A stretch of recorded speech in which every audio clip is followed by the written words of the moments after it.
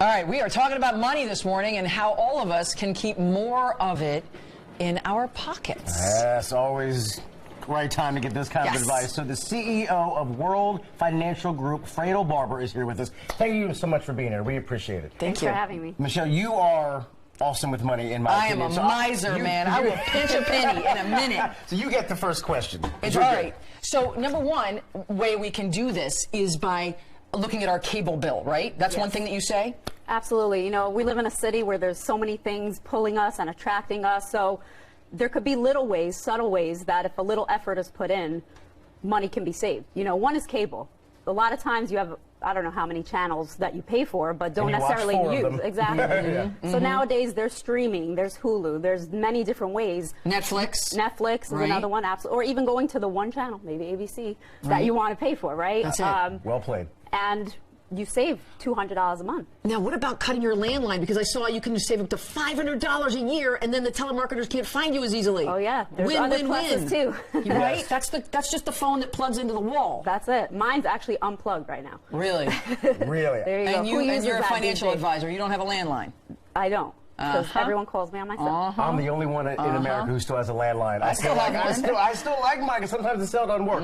Also, you know, hey, coffee. You talk about this sometimes a lot. Right. Right. Yeah. Right here. So call that a $5. Yeah. Exactly. Right. Yes. That's the $5. This is the 150. That's right. correct. This is the guy and the one from the you corner. make at home is the 50. Right. Exactly. So you say make it at home? Make it at home. You save money, you know, and then when you do, make it social. You go for coffee, make it a social thing versus like you're on the run and just trying to get your coffee fix. And invest in a good coffee machine at home. That will save you a ton of money, I imagine. Exactly. As well. And of course, getting around New York, take the subway as opposed to hopping in the cab. Or even walking. Now we get hopefully nice weather. Well, not the way you just described it for tomorrow, but Wednesday. Or Wednesday, yeah. So walk a little bit, get some exercise. I mean, average people spend on cabs is about $300 a month. Yeah, and most of the time it's unnecessary, you know. Right. So that's another way to just, with a little effort, save a little money on the monthly basis. And you're going to probably get there faster anyway. Yeah, exactly. From the Kennedys, they take the subway. Thank you. And no, that's all great cutting corner stuff. I think that's great advice, especially living here in New York. So for a higher level of saving, because interest rates are still so low right now, and it'll probably be a while for they get back to normal levels.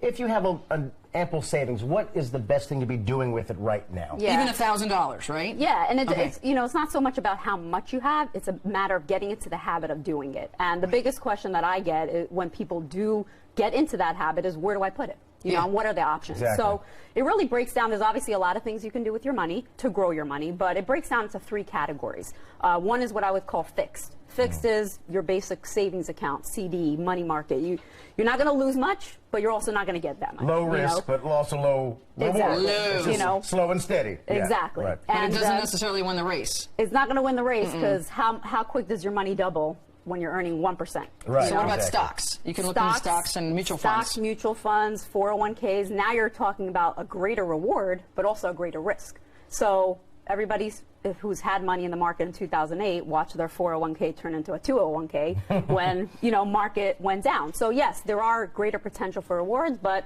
kind of looks a little bit like a heart attack, right? Up, down. And it may be necessary long term to get that higher rate of return, but people need to understand how that works. And for people who don't have a 401k through work, which is roughly half the country, correct, what is the best option for those folks? If they want to invest in stocks, mutual funds, there's ways to set up individual IRAs where you have the same benefits of a 401k to defer your taxes, but it's an individual account, so you don't necessarily have to work for a company that offers a 401k.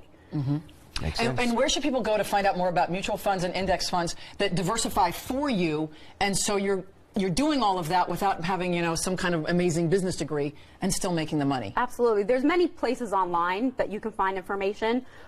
Many times it's overwhelming, and that's where sitting down with someone who's a financial advisor and really giving you some advice that's specific to you, because your risk tolerance might be very different than yours, where you see that down market and you freaking out, and she's perfectly fine, you know. And that brings us to the last category, which is something called index.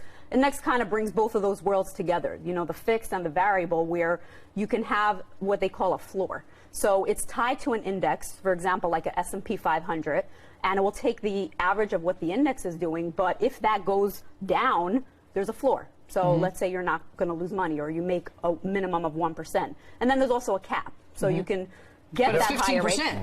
Up to 15%, exactly. So when you look at an average, that gives you the ability to have your money tied to the market, but not in the market with that risk. And that's something that's becoming very popular now, because people have seen their money grow and go down, and they just don't feel comfortable putting it in the variable. They also know they have to get ahead. Sound advice. Thank you so much for being. Yeah, exactly. Never too late to be smart with money. And you know, if you getting a financial advice, that's something, sitting down with a financial advisor. You're all welcome to get a free financial plan. You can go to my website, fradelbarber.com. Well played. And wait a minute. We will go for it. Hit her up for it. We'll there you go. Absolutely. All right. All right. Thank you. Thank you so much.